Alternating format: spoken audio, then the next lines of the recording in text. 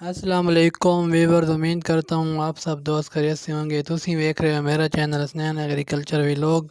آج میں تھوڑا نویں ویڈیو لے کے حاضر ہوں۔ ویڈیو ویکھن تو پہلے میرے چینل نوں لائک تے سبسکرائب کر لو۔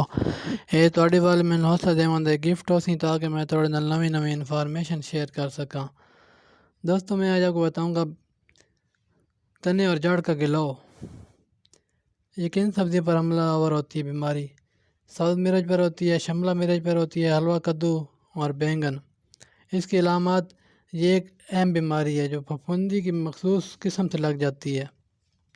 سب سے پہلے جڑ کے قریب تنے پر سیاہی میل دھبا بنتا ہے جو پودے کے تنے پر پھیل کر سیاہ بالا بنا لیتا ہے، جسے پودے کے اوپر والے حصے خوراک کی ترسیل رک جاتی ہے اور پودے مرجھانے لگتے ہیں۔ بعد میں 1-2 دن کے بعد یہ پودا مکمل خشک ہو جاتا ہے۔ یہ بیماری سارے کھیت میں چند دنوں میں پھیل کر فصل کو تباہ کر دیتی ہے۔ تدارک ہم نے کیا کرنا ہے؟